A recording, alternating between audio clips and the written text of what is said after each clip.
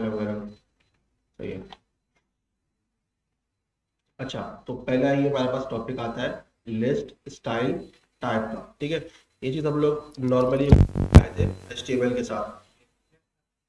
देखा था ना आप लोगों ने, मैंने आपको कहा था कि ये चीजें नॉर्मली HTML से होती नहीं है, आप किससे करते हो, CSS से। ठीक है, index dot HTML style dot CSS, फिर सबसे पहले क्या करेंगे, link dot slash style dot CSS। मैं इसी को कॉपी कर लेता हूँ, ठीक है, और आपको ये इसकी एग्जाम्पल दिखा दूँ। इस पर क्या है, H1 है, H2 है, उसके बाद उन्होंने OL यूज किया हुआ है, यानी कि ऑर्डर लिस्ट। गो लाइव, हमारे पास कुछ इस तरह का दिख रहा है, सबको नजर आ रहा है। अच्छा, लास्ट टाइम हम लोग क्या कर रहे थे, 1 2 3 4 को क्या कर रहे थे, कन्वर्ट कर रहे थे, चेंज कर रहे थे, है ना, ऐसा ही है ना। HTML के थ्रू हम क्या कर रहे थे, उसको स्टाइल दे देते थे। अब यहीं पे हमारे पास लिस्ट स्टाइल टाइप का एक हमारे पास प्रॉपर्टी है CSS की। ठीक है, कहाँ लगेगी, CSS को तो लगेगी, लेकिन लगेगी कहाँ, ऑर्डर लिस्ट, यानी कि आपके इस वाले टैग के ऊपर। अब वो चाहे ऑर्डर हो या अनऑर्डर हो, उस हिसाब से हम देख सकते हैं। तो अभी हम क्या करते हैं, डायरेक्ट OL को टारगेट कर लेते हैं और लिखेंगे लिस्ट स्टाइल टाइप। अब देखो यहाँ पे तो सारे आ रहे हैं हमारे पास, अमेरिकन, सही है, सॉरी अर्मेनियन आ रहा है, सॉरी सर्कल डेसिबल, ये पता नहीं क्या है, इसको देखते हैं इस्तेमाल करके। अच्छा, ये देखो अलग ही लैंग्वेज पे आ रहा है, इसको हटा देते हैं, सर्कल कर देंगे तो हमारे पास सर्कल अनऑर्डर लिस्ट में किया है, तो लोअर अल्फा, इसी तरह आपके पास लोअर रोमन आ रहा है। सही है, हम लोगों ने जब देखा था HTML में तो हमारे पास कम चीजें थी, है ना, 4 5 चीजें थी हमारे पास। यहाँ पर ज्यादा, क्योंकि ये आपके पास CSS से स्टाइलिंग ज्यादा होती है यहाँ पे, इसलिए यहाँ पे ज्यादा है। क्लियर है, हम इसकी और देखना चाहे तो टेस्टिंग कर सकते हैं, आपके पास बहुत सारी यहाँ पे है।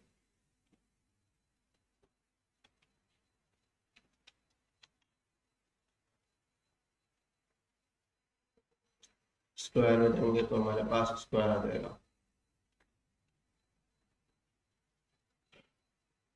मैंने बताया डेसिमल, डेसिमल रीडिंग 0, अल्फा, अपर अल्फा, लोअर, ये तो वो चीजें थी जो सारी हम लोगों ने वहां देखी थी HTML के अंदर। ठीक है, अब एक्स्ट्रा चीजें CSS के साथ है। अच्छा, अब इसमें क्या है, आप इमेज भी लगा सकते हो, लिस्ट स्टाइल इमेज। वही वाली चीजें कैसे लगाएंगे, लिस्ट स्टाइल इमेज आ रहा है, इसके अंदर क्या यूज करोगे, URL, और यहाँ पे अपनी इमेज लगा दोगे, तो वो क्या होगा कि वो आपकी जगह, जो आपका टैग है उसकी जगह आप अपने हिसाब से कुछ लगा सकते हो। अब ये चीज़ आप लोगों ने ऑलरेडी देखी होगी कि अक्सर स्टार वगैरह लगा होता है, तो ये कुछ और कलर के डिफरेंट जो है ना, लोगों ने अपने लोगोस लगाए हुए होते हैं। सही है, तो वो क्या कर सकते हैं, इसके थ्रू आप लगा सकते हो। अभी मैं इससे कोई इमेज लगाऊंगा तो क्या होगा, वो अजीब सी आएगी, बड़ी आएगी। जैसे मैं अगर आपको दिखाता हूँ, हाँ मैं दिखा देता हूँ ना, वही दिखा रहा हूँ, काम करते हैं, इसको लगा रहा था। ठीक है,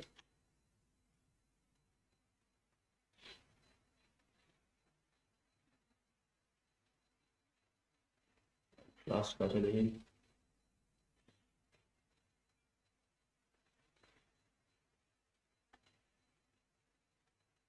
ये मैंने यहाँ पे PNG पोस्ट कर दिए, आपको यहाँ पे नजर आ जाएगी। सही है, यहाँ पे लगाने के लिए क्या यूज करेंगे, डॉट स्लैश। ठीक है, अरे मैंने आपको कहा था अजीब सा हो जाएगा, देखो बड़े बड़े हो रहे हैं बिल्कुल, बहुत ज्यादा, क्योंकि ये इनकी इमेज के साइज इतने ज्यादा है, ऊपर से फिर ये एक लिस्ट की तरह है, तो ये बहुत ज्यादा जो है बाहर निकल चुके हैं। अब इनको सेट करने के लिए क्या यूज करेंगे आप, इसको आप यूज कर सकते हो लिस्ट स्टाइल इमेज होता है। ठीक है, हमारे पास पोजीशन साइड आ गए।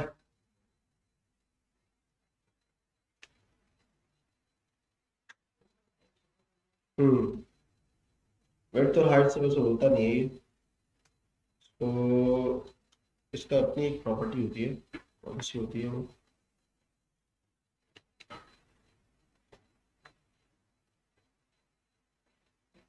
एक प्रॉपर्टी होती है यार हमारे पास,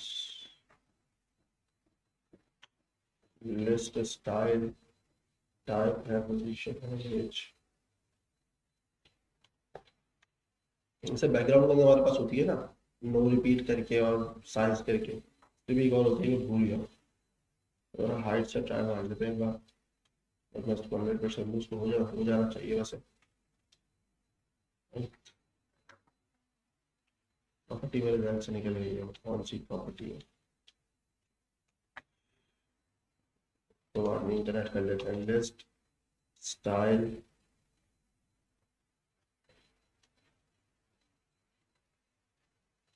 इमेज साइज आ गया ना ये।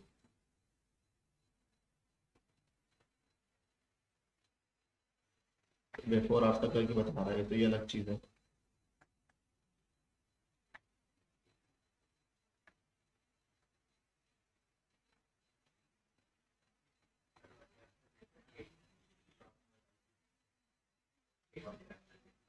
ऐप पे मैंने तो ऐप नहीं बताई थी।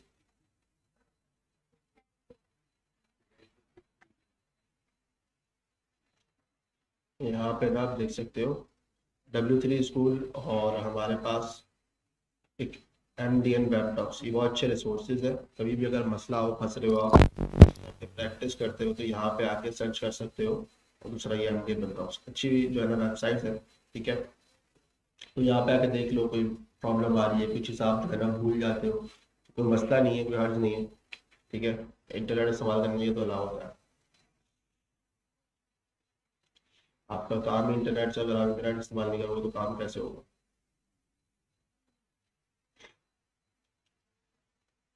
मसला ये इन्होंने इमेजेस छोटी लगाई हुई है यहाँ पर, तो ये आपको सही दिख भी रही है।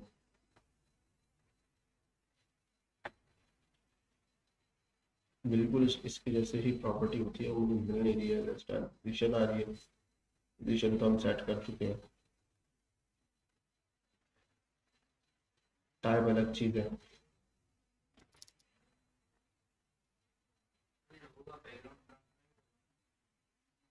अभी अभी ये इस तरह आ रहा है आपके सामने, ट्रांसपेरेंट ही है ना अभी भी ये।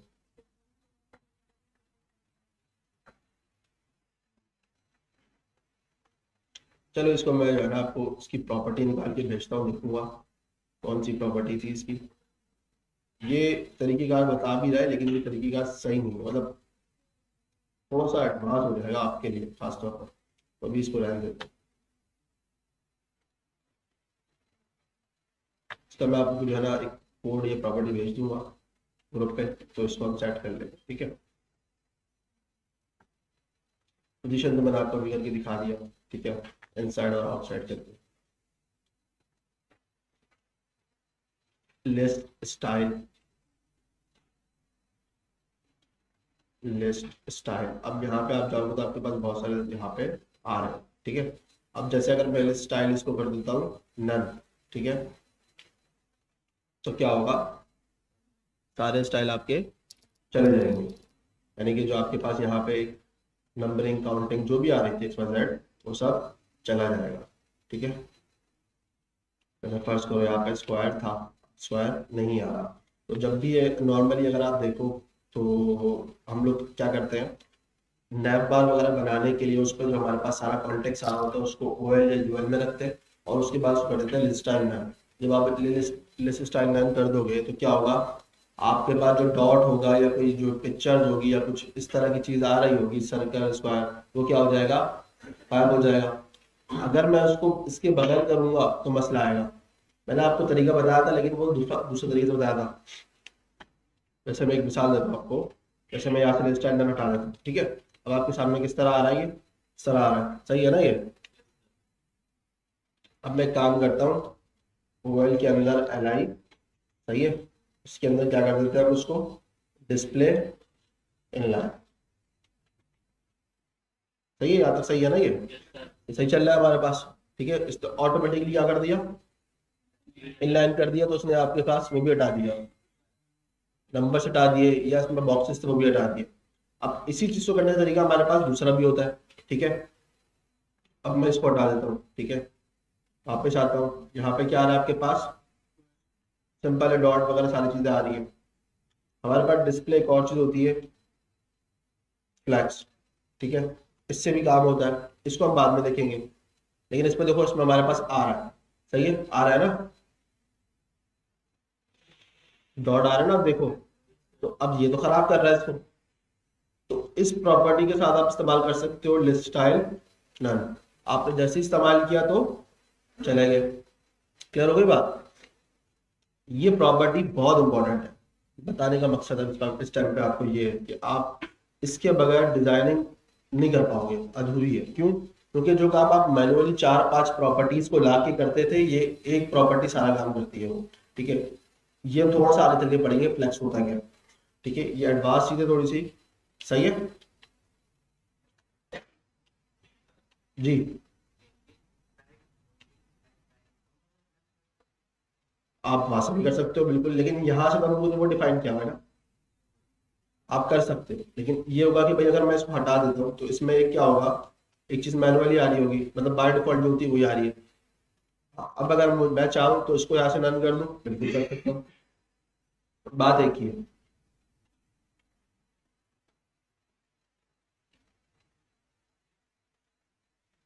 अच्छा, अब ये टेबल की प्रॉपर्टीज है, ठीक है। टेबल हम लोगों ने बनाया था इसके अंदर, HTML के अंदर, सही है। आप लोगों ने असाइनमेंट भी बनाया उसका, बनाया ना सबने, ठीक है।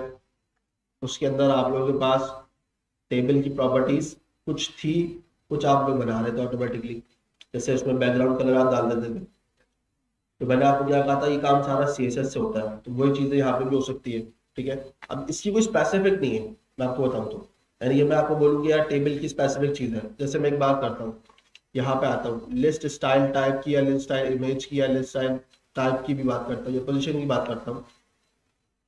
ये वो प्रॉपर्टी है जो कि सिर्फ UL और OL में काम करेगी, मतलब आप इसको किसी और टैग में एडजस्ट तो नहीं कर सकते, या कर सकते हो, नहीं कर सकते ना, उसका पर्पस ही डिफरेंट है।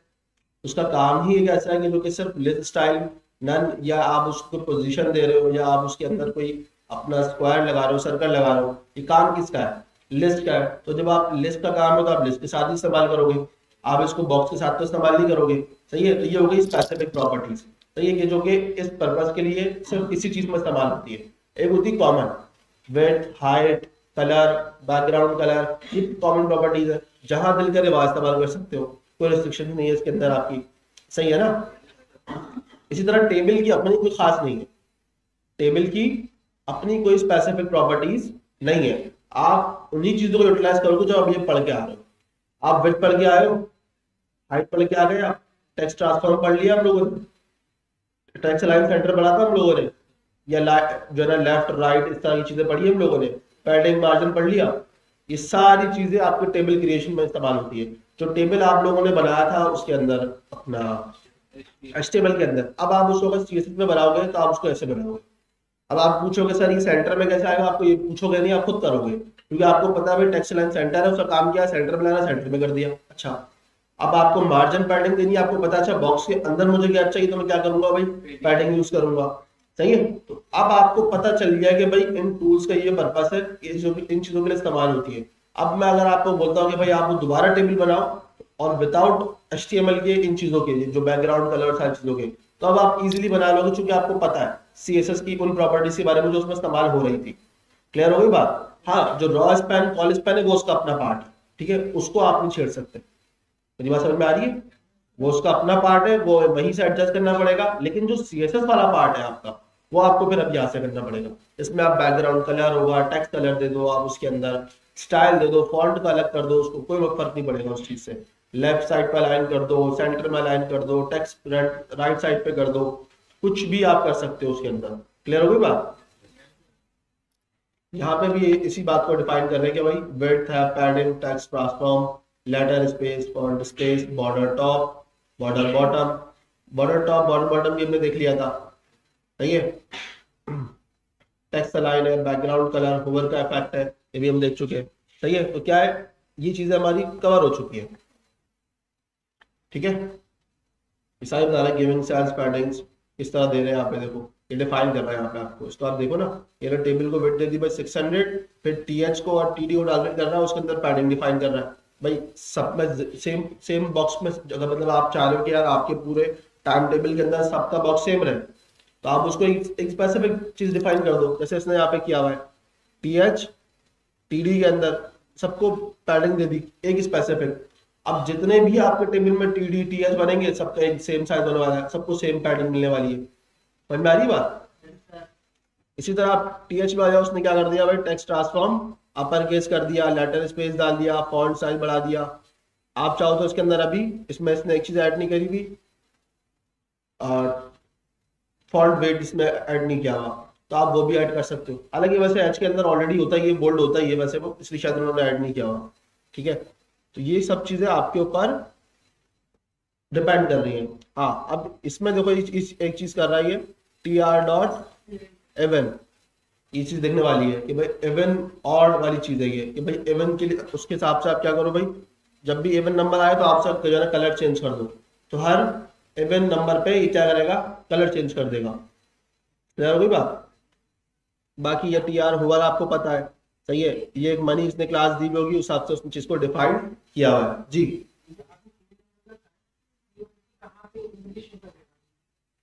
आपका जो बॉक्स आएगा, यानी कि जो आपका टेबल आएगा, अब उसका जो फर्स्ट इवन कैसे चलता है, तो दो के बाद चलेगा ना, यानी कि जीरो जीरो तो होगा नहीं इसके अंदर आपके पास, तो टू होगा, तो टू फोर इस तरह करके उनके कलर चेंज करने लगाएगा, ठीक है। इवन इसने क्लास दी भी होगी ना, इसने क्लास दी होगी, ऐसे थोड़ी दे देगा ये। अब मैंने आपको कहा ना इवन और आप डिफाइन कर रहे हो ना उसको कैसे पता चलेगा इवन है ऑड है, तो आप बताओगे उसको। आप उसको क्लास में डिफाइन करोगे भाई ये इवन है, ये ऑड है, ये इवन है, ये ऑड है, यानी कि आप कैसे करोगे भाई, टू वाली क्लास पे आप क्या कर दोगे, यानी टू वाला जो कॉलम होगा उस पर आप क्या कर दोगे, इवन कर दोगे। अगर आपको ऑड करना आप क्या करोगे, थ्री वाले पे जाके आप उसको सबको क्लास दे दोगे।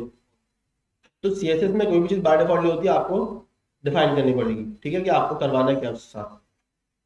जैसे इन्होंने यहाँ पे एक टेबल डिफाइन किया हुआ है, अगर यही टेबल अगर आप उस पर बनाओगे विदाउट सीएसएस तो अजीब से लगता है थोड़ा सा, ऐसा ही है ना, आपने देखा है। अब देखो उसने यहाँ बॉर्डर भी दिया हुआ है, अब बॉर्डर दे सकते हो। अब आप वो टेबल ये टेबल बनाओ तो आपको नजर आएगा, सही है। अब इसने यहाँ पे एक मनी क्लास दी हुई, जिसपे क्या किया हुआ है, उसने टेक्स्ट लाइन राइट किया हुआ है, तो ये वाली है मेरे ख्याल से, या तो ये वाली है, दोनों में से दोनों हो सकती है वैसे। देखो तो आप राइट पे आपका टेक्स्ट आया हुआ है, तो एक प्रॉपर्टी जो है उसने पूरी चीजें डिजाइन करी गई है।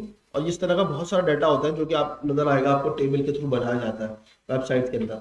अक्सर मैंने कितने शायद आपको दिखाया नहीं दिखाया, या दिखाया था, मैंने कहा दिखाया था आपको,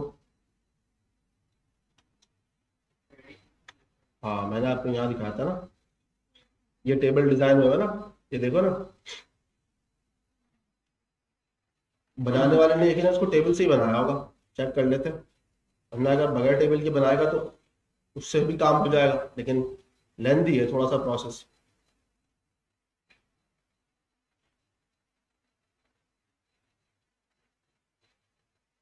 डेप से बनाया हुआ है इसने, ये टीडी टीडी नहीं, इसने तो डेप से बनाया हुआ है पूरा।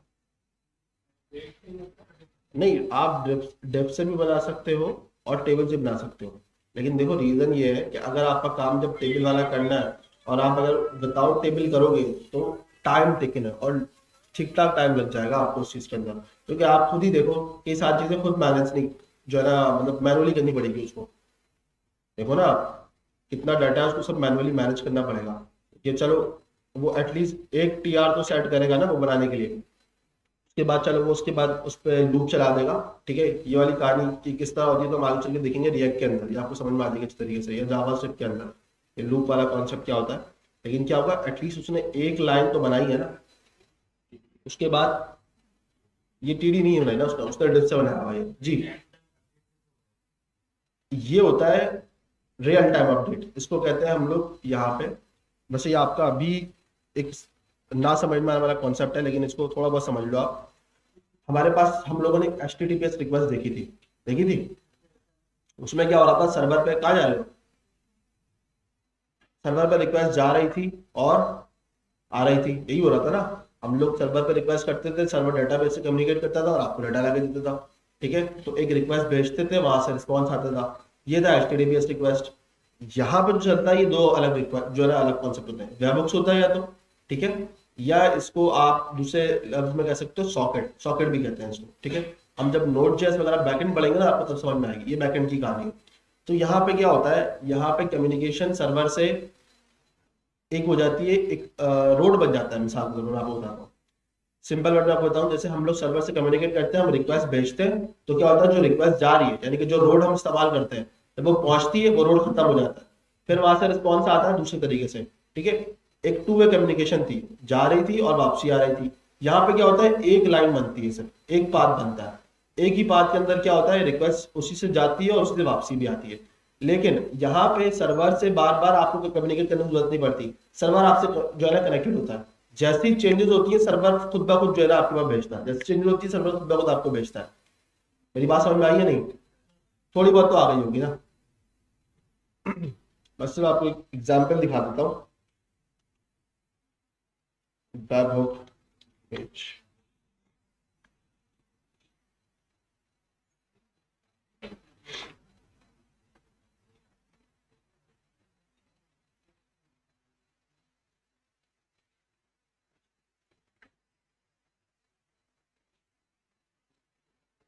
ये बहुत आगे की चीज है, ये बहुत आगे की। हाँ, इसको देख लो, चलो थोड़ी बहुत समझ में आपको यहाँ पे आ जाएगी। अच्छा, अब ये API वाला चक्कर देखो, तो यहाँ पे देखो, ये एंड यूजर आ रहा है, सही नजर आ रहा है सबको। एंड यूजर से क्लाइंट, क्लाइंट के पास एपीआई। एपीआई मतलब एक जो है ना, एक काइंड ऑफ आपका जो है ना, क्या बोलेंगे उसको, कम्युनिकेशन के लिए इस्तेमाल होती है। लेकिन अगर मैं उसको एक एग्जांपल दूं सिंपल सी, तो आप एक रेस्टोरेंट जाते हो, आप खाना ऑर्डर करते हो, तो आपके पास वेटर आता है, वो आपसे पूछता है आपको क्या चाहिए, आप उसको बताते हो कि भाई मुझे जैसे एक बर्गर चाहिए, तो वो जाता है उठा के जो है ना सामान, या एक रिक्वेस्ट आपकी लिख के जाता है और फिर जाता है अंदर किचन में और आपको बताता है कि यार ये चीजें हैं। और लेके भी वही आता है, अंदर से शेफ तो लेके नहीं आएगा, अंदर किसी और का काम है, वेटर का ही काम है। तो जो वेटर आपका समझ लो ना, वो एग्जाम्पल एपीआई की, जो आपसे रिक्वेस्ट पूछती है कि आपकी रिक्वेस्ट क्या है, और वहां जाती है उनको बोलती है कि भाई मुझे डाटा चाहिए, तो आपको रिटर्न में ला के देती है। क्लियर हो गई बात? ये आपकी क्या है, एपीआई। सही है, उसके बाद आप यहाँ देखो तो यहाँ पे कम्युनिकेशन हो रही है कि एपीआई रिक्वेस्ट भेज रहा है सर्वर पे, सर्वर डाटाबेस से कम्युनिकेट कर रहा है, यहाँ पे दिखाया नहीं है लेकिन है। सही है, और फिर बाद में वो आपको रिटर्न भी कर रहा है, दे दो यस सेंडिंग योर डाटा, फिर वापस एपीआई के थ्रू क्लाइंट और फिर यूजर। ये होता है आपका HTTPS का। बाकी ये जो ऊपर वाला आपका डाटा है, ये वेबहॉक्स से कहलाता है। ये क्या हो रहा है आपका, यूजर बार बार रिक्वेस्ट नहीं कर रहा, देखो यहाँ पे रिक्वेस्ट कर रहा है, यहाँ पर रिक्वेस्ट जा रही है तो डाटा आ रहा है, यहाँ रिक्वेस्ट नहीं कर रहा, सर्वर उसको ऑटोमेटिकली खुद ही भेजता जा रहा है। जो चेंजेस होती आ रही है उसकी, जो उसके नेटवर्क में जो उसने कनेक्टिविटी करी हुई है, उसमें फौरन वो भेजा जा रहा है। अच्छा भाई यहाँ पे ये चीज हुई है, अच्छा भाई यहाँ पे ये चीज हुई है, फौरन भेजता रहता है वो आपको। इसी तरह ये जो ट्रेडिंग एप्लीकेशन है, या आपका उबर, करीम और इस तरह की चीजें हैं, इस पे आप देखो आपका राइडर आ रहा होता है, शो हो रहा होता है आपके पास, वो अपनी लोकेशन, उसकी लोकेशन चेंज हो रही होती है बार बार, आपके पास नजर आ रहा है। सही है, आप तो उससे नहीं पूछ रहे ना कि यार मुझे राइडर की लोकेशन दिखा दो, वो तो आपको खुद दिखाता जा रहा है। वो रियल टाइम अपडेट होता है, वो ये वेबहॉक्स और सॉकेट के थ्रू हो रहा होता है, क्योंकि वो आपको ऑटोमेटिकली दिखा रहा होता है कि भाई यहाँ से आपका राइडर यहाँ पहुंच गया, अब राइडर आपका यहाँ पहुंच गया, अब राइडर आपका यहाँ पहुंच गया। आपको बार बार रिफ्रेश करने की जरूरत नहीं है उसको, वो आपको राइडर ऑटोमेटिकली दिखा रहा होता है। सही है, तो ये चीजें कहलाती है रियल टाइम के ऊपर। तो ट्रेडिंग एप्लीकेशन आपकी इस तरह की, या आपका उबर करीम मैंने आपको बता दिया, या पे गूगल मैप चलता है, आप उसको देखते हो, रियल टाइम लोकेशन आप जा रहे हो, आपको फॉलो कर रहा है वो, मतलब आप खुद जा रहे हो, आपको पता चल रहा है भाई यहाँ पे ट्रैफिक है या नहीं है, आगे चलता जा रहा है, सारी चीजें हो रही है। तो ये क्या है, सारा रियल टाइम अपडेट कहलाता है। सही है।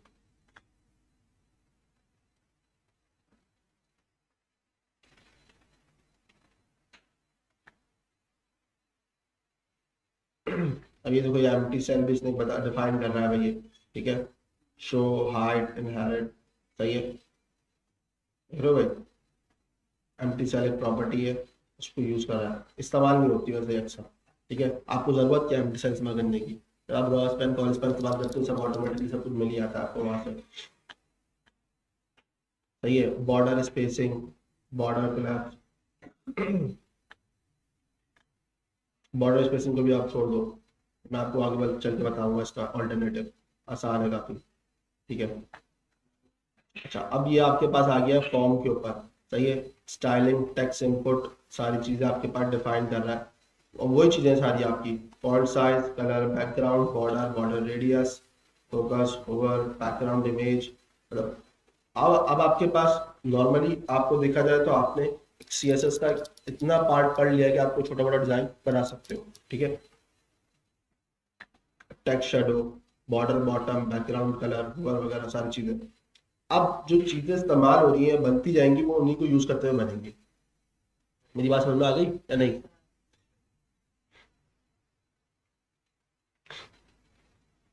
ये सब आपको बता रहे हैं ये डिजाइन बनाते हुए कि आपने क्या यूज करना है, तो ये खुद ही बता रहे हैं आपको, भाई आप ये चीजें इस्तेमाल करो, आपको कोई ना कोई डिजाइन बन जाएगा। ठीक है, ये आपको दिखा रहे हैं कि इस डिजाइन से इन्होंने इसमें कन्वर्ट कर दिया, उसी से बनेगा। मैं आपको बताऊंगा 2 मिनट में बताऊंगा। अच्छा, नेक्स्ट प्रॉपर्टी हमारे पास आती है कर्सर। ये भी बहुत अच्छी है, और दूसरा ये इस्तेमाल ज़्यादा होती है बटन्स वगैरह पे या किसी लिंक वगैरह पर। ठीक है, अब जैसे फर्ज करो कि ये जो मेरी एल वाली प्रॉपर्टी है ये काइंड ऑफ लिंक है। सही है, तो मैं क्या कर सकता हूँ, इस एल के ऊपर दे सकता हूँ कर्सर। अब यहाँ पे हमारे पास बहुत सारे तरीके की जो है ना चीज़ें आती हैं। ठीक है, मैं फिलहाल आपको सिर्फ एक दिखा देता हूँ, कर्सर पॉइंटर। अब जैसे ही मैं इस पर जाऊँगा तो आप देखो मेरा पॉइंटर चेंज हो गया है ना, वो एक काइंड ऑफ बटन और लिंक वाला जो है ना आपको व्यू दिखा रहा है। सही है, यहाँ देखो नजर आ रहा है, आप देखो यहाँ पे चेंज हो रहा है। सही है, सिर्फ ये नहीं है, इसी तरह हमारे पास कर्सर पॉइंटर के अलावा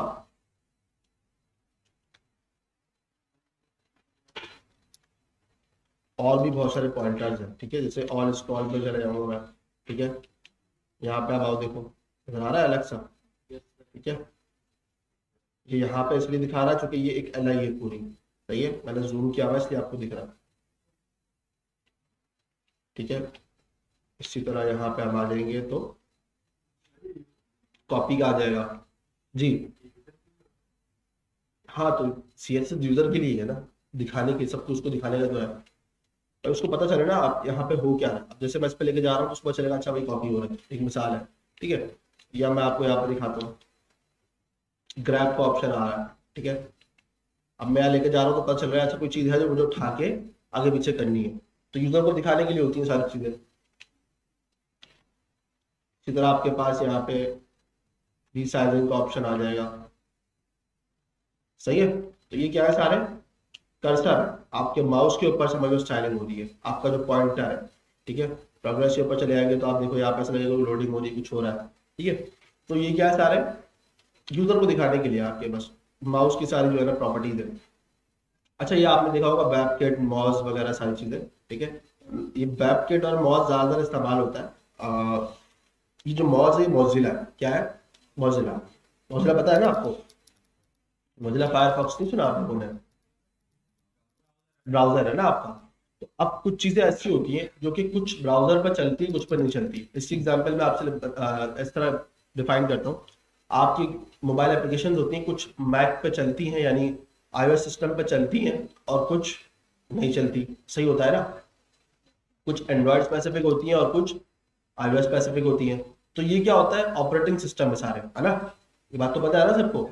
एंड्रॉयड एक ऑपरेटिंग सिस्टम है, iOS एक अलग ऑपरेटिंग सिस्टम है। सही है, इसी तरह उसमें मैक भी आता है, विंडोज आता है, आपके पास लिनक्स आता है, ये सारे क्या है ऑपरेटिंग सिस्टम है डिफरेंट इसके। ठीक है, अब CSS के अंदर भी कुछ ऐसी प्रॉपर्टीज हैं जो कि सफारी पे नहीं चल रही होंगी। सफारी क्या है, ब्राउजर है, किसका ब्राउजर है, आईफोन यानी iOS का। ठीक है, ये उसका ब्राउजर है, या मैक पे भी सफारी होता है। ठीक है, उस पर भी नहीं चलती। उसका रीजन ये होता है कि बनाने वाले ने उस हिसाब से बनाया नहीं होता। तो आप उस चीजों को डिफाइन करते हो कि भाई ये चीज यहाँ पे भी चले, यहाँ पे भी चले और यहाँ पे भी चले। तो ये जो वेबकिट वाली चीज है ना, जो आप उसको डिफाइन करते हो, तो इसका मतलब होता है ये हर ब्राउजर पर चलेगी, ठीक है। ये वेबकिट वाली जो चीज है, उसके ऊपर जो मोजिला वाला लिखा हुआ है मॉज करके, ये सिर्फ मोजिला यानी कि फायरफॉक्स के ऊपर यानी क्रोम के ऊपर भी चल जाएगी, क्योंकि ये दोनों तो सेम ही और ज्यादा डिफरेंस नहीं है ना। लेकिन ये चीजें ऐसा हो सकता है कि सफारी पे ना चले। मेरी बात समझ में आ रही है? तो ये चीजें आपको काफी देखने को मिल सकती है कि भाई वेबकिट का इस्तेमाल हो रहा हो, कहीं आपके पास जो है ना इस तरह की मॉज लिखा हुआ। इसी तरह इसमें एक और होता है, मैं भूल रहा हूँ, डायरेक्ट भी हम लिख सकते हैं इसको, ठीक है। ये तो एक अलग चीज है, डैश वेबकिट, देखो वेबकिट एनिमेशन सारी बहुत चीजें आपको बता रही है। इसी तरह मॉज होता है, और क्या होता है, नहीं, और क्या होता है, क्रोम है,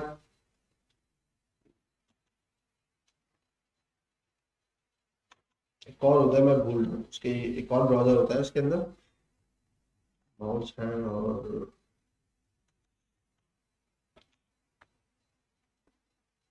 एमएस, एमएस आ रहा है, एमएस, एमएस, एमएस क्या है, माइक्रोसॉफ्ट, वो भी आ रहा है यहाँ पे।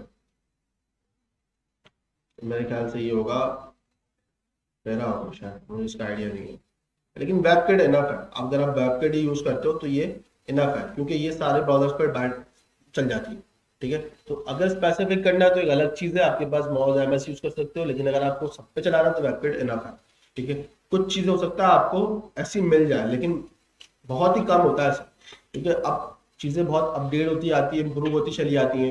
एक चीज होती है जो पहले के दौर से आई हो, अब मैं आपको बताता हूँ, जैसे आपकी HTML कब आई है पता है आप लोगों को, कौन से उसमें बनी थी?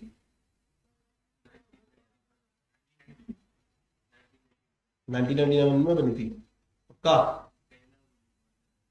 पहला वर्जन आया था 1990, और HTML5 कब आया था, ये तो मैंने बुक पे दिखाया भी था आपको, 2000 के आसपास आया था, सही है।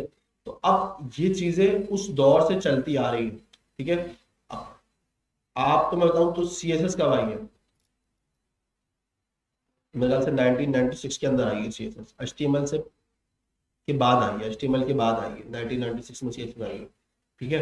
तो अब उस टाइम पे जो चीजें थी उस हिसाब से वो चल रहा था। अब वक्त के साथ साथ चीजें अपडेट होती गई भाई, CSS आई 1 आई 2 आई 3 आई, फिर आस्ते आस्ते चलती गई। अभी आपके पास यहाँ पे जो लोगो नजर आ रहा है, ये इसका 25 का अपडेट है, ठीक है।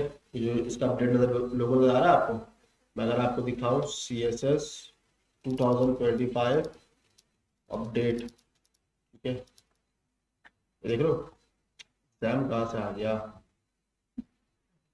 CSS देखो तो एग्जाम आ जाता है, CSS नहीं, लैंग्वेज नहीं लिखेंगे इसको, स्टाइल लिख लेते हैं ताकि थोड़ा समझ जाएगा।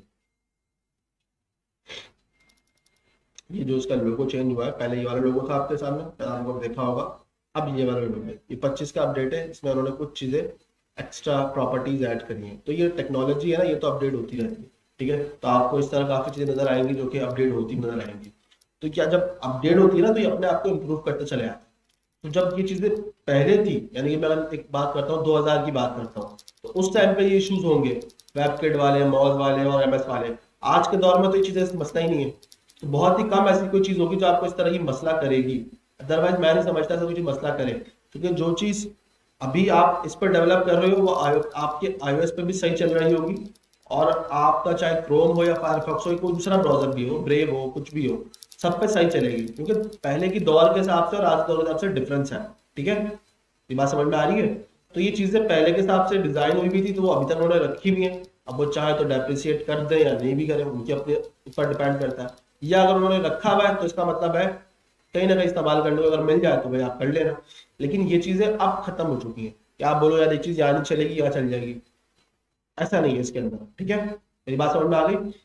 ऑपरेटिंग सिस्टम के अंदर जो चीज वहां चल रही है और वहां नहीं चल रही, जैसे कि मैं एक एप्लीकेशन की बात करता हूँ, तो हाँ उसमें फर्क होता है, क्योंकि जो एप्लीकेशन डेवलप्ड होती है वो अलग तरीके से होती है। एंड्रॉइड के लिए एप्लीकेशन अलग तरीके से डेवलप होती है, iOS के लिए अलग तरीके से होती है, सबका अलग डिजाइन है, ठीक है, सबका अपना एक पर्पस है। तो वहां पे सबकी एक बिल्ड बनती है, ठीक है। यानी कि जब आप उसको डिप्लॉय करते हो कहीं ना कहीं, उसको प्ले स्टोर पे करते हो या कहीं और करते हो, उसकी एपीके फाइल का पता है ना आपको, आपने सुना होगा एपीके फाइल, ये एंड्रॉइड की फाइल होती है, ये आपको कभी iOS के अंदर नहीं मिलेगी। iOS के अंदर होती है ABB करके, ऐसी कोई फाइल होती है, रुक जाओ मैं बताता हूँ।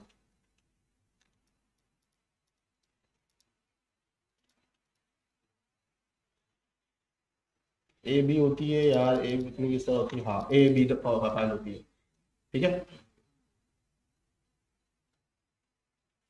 डॉट ए बी, सही है, ये होती है iOS की फाइल। ये फाइल होती है डिप्लॉय कहाँ पे, प्ले स्टोर पे या एप्पल स्टोर्स पे, या आपको शायद पता ना हो, ठीक है, लेकिन जो मोबाइल एप्लीकेशन डेवलपमेंट करते हैं ये उनका काम है, उनको पता होता है इन चीज़ों के बारे में। तो आप हो सकता है आप मोबाइल एप्लीकेशन डेवलपमेंट में चले जाओ, हो सकता है आप वेबसाइट पे हो, ये आपके ऊपर डिपेंड करता है। लर्निंग आप की करोगे तो आप कहीं पे भी जा सकते हो।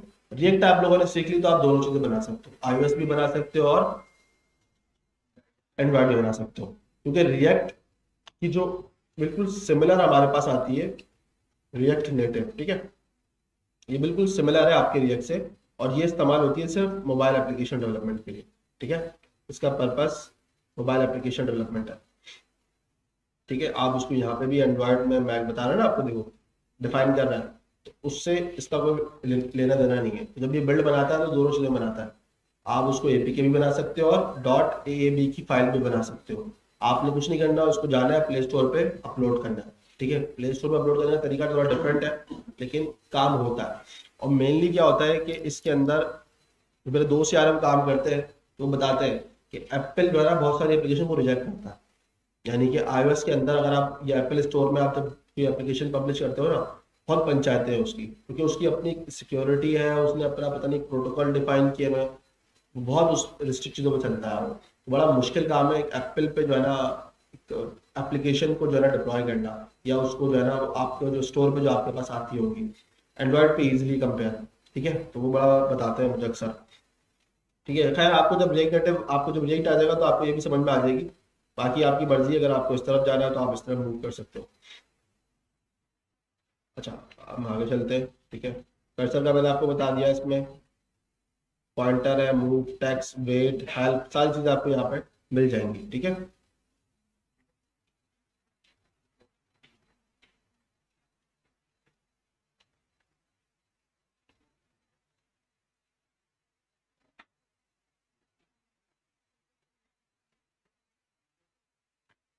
चैप्टर 15 लेआउट है आपके पास।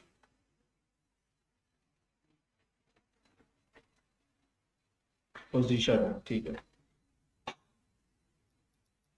ये इंपॉर्टेंट चीज़ है, इसको मैं थोड़ा सा आपको एक्सप्लेन कर देता हूँ, पोजीशन वाली चीज़ को, ठीक है। इसको थोड़ा सा बंद कर देते हैं हम लोग।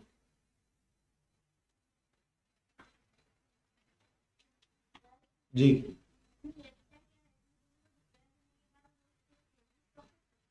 डिप्लॉय करने के बाद चेंजेस कर सकते हैं। अगर अभी आप HTML CSS कर रहे हो और आप उसको डिप्लॉय करते हो, कहाँ डिप्लॉय करोगे? एक तो दो ऑप्शन होता है आपके पास, एक होता है फ्री होस्टिंग और एक होता है पेड होस्टिंग। पेड होस्टिंग में आपके पास डोमेन होता है, ठीक है। डोमेन आपको बाय करना पड़ता है। अब डोमेन कहाँ से बाय करोगे आप यहाँ पे चले जाओ, होस्टिंगर पे चले जाओ आप, ठीक है। आपके पास GoDaddy मिल जाएगा आपको, ठीक है। दोनों आपके पास इस तरह के डोमेन है जहाँ पे आप अपना एक डोमेन बाय कर सकते हो, ठीक है। होस्टिंग है बहुत बेस्ट है, काफ़ी चीज़ों में इस्तेमाल होता है, ठीक है। अब जैसे यहाँ पे आता है, जैसे आप अपना डोमेन सर्च करो, आपका नाम क्या है? आशर नाम है ना आपका? यही नाम है ना? अशर, अशर अली .com, ठीक है। सर्च कर लेते हैं, ये .com हटा देता हूँ, बस अशर अली लिख देता हूँ, सर्च डोमेन करूँगा तो ये अशर के नाम से, अशर अली के नाम से डोमेन सर्च करेगा। .com का अवेलेबल है, या आपको ₹1 में दे रहा है, लेकिन ये ₹1 में सिर्फ लिमिटेशन में देता है, ऐसे नहीं देता, ठीक है।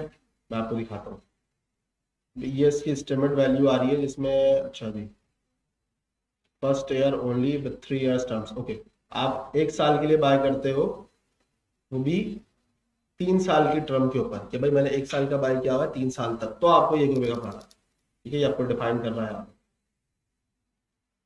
On the first year of 3 years terms, वरना आपको जो है ना ये मतलब auto renew based on the term of selected base, सही है यार, इतना बुरा नहीं है, ठीक है। ऑनलाइन आ रहा है आपको, उतने में मिल जाएगा भाई। ये मंथली पेज होती है, आपको बता दूं, ठीक है। मंथली होती है, ईयरली होती है, हिसाब से चलना होता है ये, ठीक है। डॉट को शॉप VIP बस, ठीक है। यहाँ पर आपको बता रहा है कि आप यहाँ से पूरा एक बंडल बाय कर सकते हो। आ रहा है asharalipk.com, ये भी आपको मिल रहा है किसमें, 1 रुपये में। अब मैं इसको ऐड कर देता हूँ, ठीक है।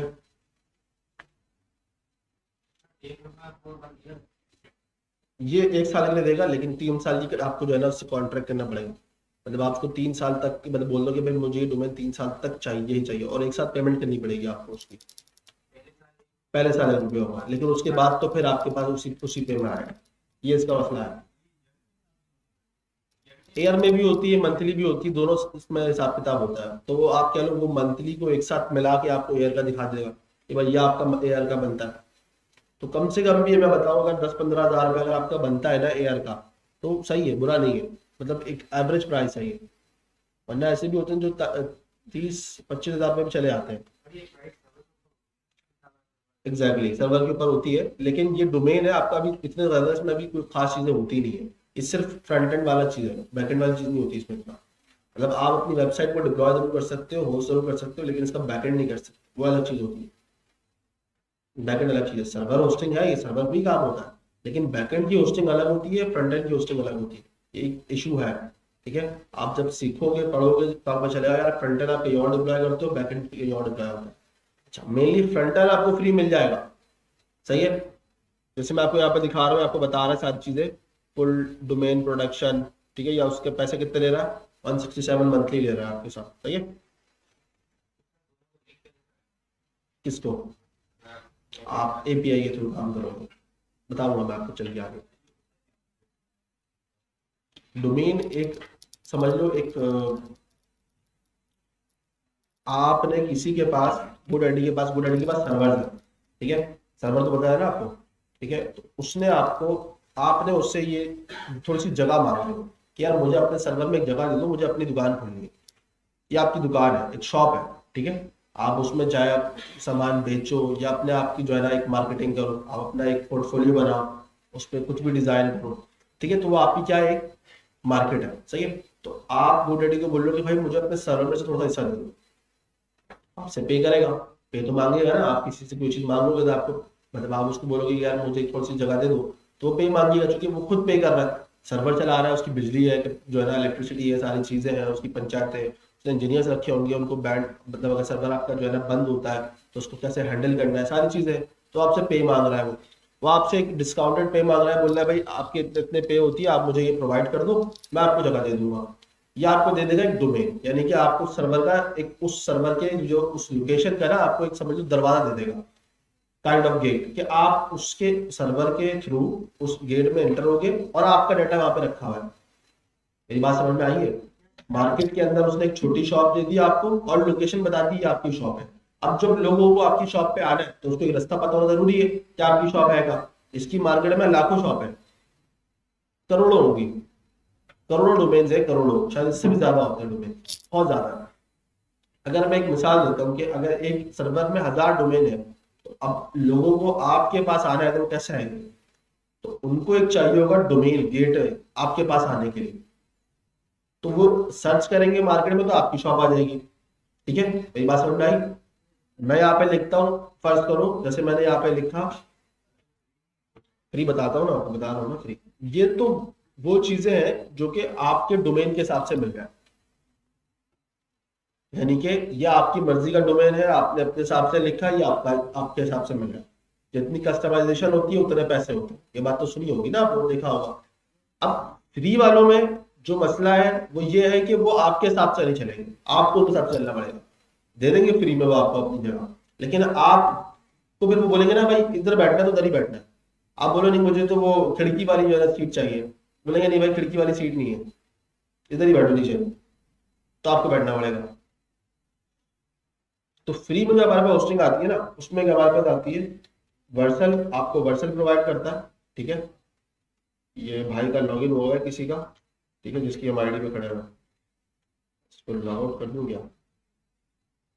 खैर, तो ये वर्सल है, ठीक है, मैं आपको दिखा देता हूँ, ये बार बार मुझे यहाँ लेके जाएगा।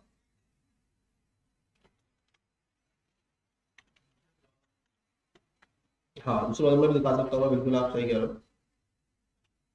दोनों में दिखा सकता हूँ।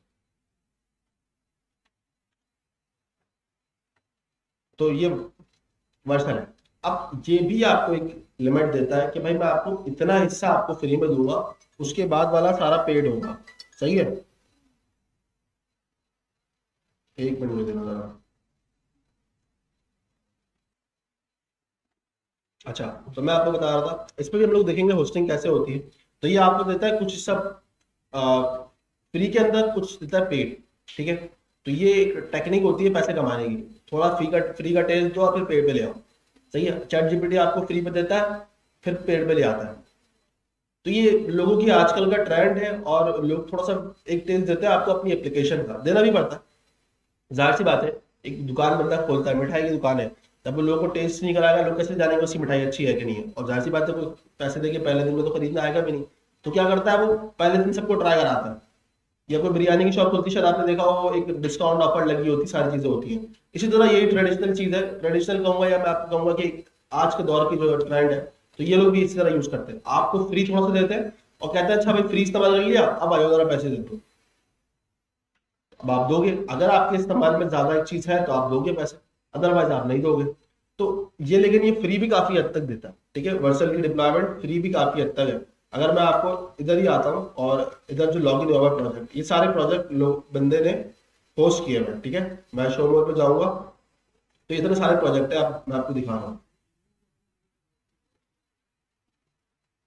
देख रहे हो। ये तो भाई बड़ा चीता आदमी है यार।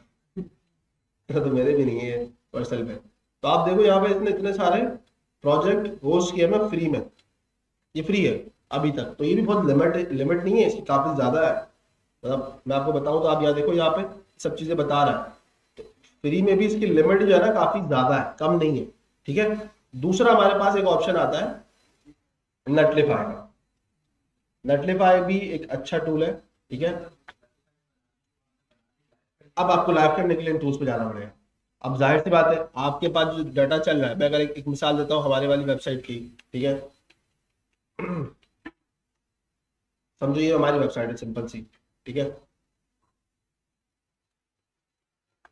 तो अभी ये आप इसको देखो और इसको समझो, तो क्या हो रहा है। सिंपल वेबसाइट है, आप इसके थ्रू लोगों में शेयर नहीं कर सकते और लोगों में चलेंगे भी नहीं, क्योंकि ये लोकल होस्ट है। तो लोकल होस्ट है, उसको सर्वर पे लाना पड़ेगा। तो सर्वर पे आप कैसे लेके जाओगे, आपको कोई ना कोई क्लाउड की सर्विस लेनी पड़ेगी। तो ये क्लाउड सर्विसेज होती है, ठीक है, जो आपको प्रोवाइड कर रही है। नेटलिफाई हो गया और वर्सल हो गया। आप लॉग इन साइन अप करोगे और अपनी जो है ना एप्लीकेशन का डिप्लॉय कर सकते हो। वर्सल थोड़ा सा आगे की चीज है, आगे से मुराद आपको थोड़ा सा अपडेट होना पड़ेगा इसके लिए भी। ठीक है, कस्टमाइजेशन इसकी थोड़ी सी ज्यादा है। कस्टमाइजेशन से मुराद कुछ चीजें होती है कि मैं आपको बोलूं कि यार आपने ऐसे ऐसे करना है और ऐसे हो जाएगा। ठीक है, मतलब मैं आपको बोलूं यार ये स्टेप करोगे, ये स्टेप करोगे, ये स्टेप करोगे, हो जाएगा। सही है, आसानी के तरीके से। एक चीज होती है कि आपको उसके अंदर भी कुछ कस्टमाइजेशन करनी होती है, सेटिंग्स करनी होती है। ठीक है, तो ये वो वाली चीज है वर्सन, तो थोड़ा सा एडवांस है। हम जब रिएक्ट पढ़ लेंगे या नेक्स्ट जेस पे हम काम करेंगे, तब हम इस पर डिप्लॉय करेंगे, उससे पहले हम इस पर डिप्लॉय नहीं कर सकते। ठीक है, तो आपके लिए थोड़ा मुश्किल हो जाएगा इस पर डिप्लॉयमेंट करना। ठीक है, वर्सल पे। दूसरा हमारे पास जो है ना नेटलिफाई, जो कि ये काफी इजी डिप्लॉयमेंट है इसकी। मतलब मैं कहूंगा कि आपने सिर्फ इसमें ड्रैग एंड ड्रॉप करना, कुछ नहीं करना। तो ये आपके लिए ज्यादा आसानी है। अब ये जो डोमेन देंगे ना आपको दोनों, इन सब में आपको आखिरी में नेटलिफाई डॉट ऐप लिखा नजर आ रहा होगा, नेटलिफाई डॉट ऐप लिखा नजर आ रहा होगा। इसी तरह वर्सल भी अगर देगा तो आपको क्या करेगा, अब जैसे एक मिसाल है, मैं इस ये डोमेन दिखाता हूँ आपको। ठीक है, वर्सल वाला, सही है। अब क्या आ रहा है, वर्सल डॉट ऐप। अभी इस बंदे ने इसमें डोमेन अपना रजिस्टर भी किया हुआ है, ये इसका अपना डोमेन है। ठीक है, अब ये बंद है, खुला हुआ है, क्या है, देखो बंद है ये शायद, लेकिन ये इसका अपना डोमेन है, उसने बाय किया हुआ होगा गोडैडी से, उसमें रजिस्टर भी कर दिया। ठीक है, लेकिन उसका जो अभी जो चल रहा है वो कौन सा चल रहा है, नजर आ रहा है। ये पूरी वेबसाइट है, मैंने आपको कहा कि अपने आप को बेच सकते हो, यही चीज है पोर्टफोलियो। आपका पोर्टफोलियो अपने आप को सेल आउट करता है कि यार ये मेरी सर्विसेज है और मुझे ये काम आता है। तो अगर आपको ये काम करवाना है, आप मेरे पास आ सकते हो। सही है, तो ये आपकी सर्विस है, आपने यहाँ पे डिफाइन किया हुआ है, मुझे ये चीजें आती हैं। आप इसी तरह जो है ना पोर्टफोलियो डिजाइन करो, बताओ भाई ये मेरे प्रोजेक्ट्स हैं, आप मुझसे काम करवा लो।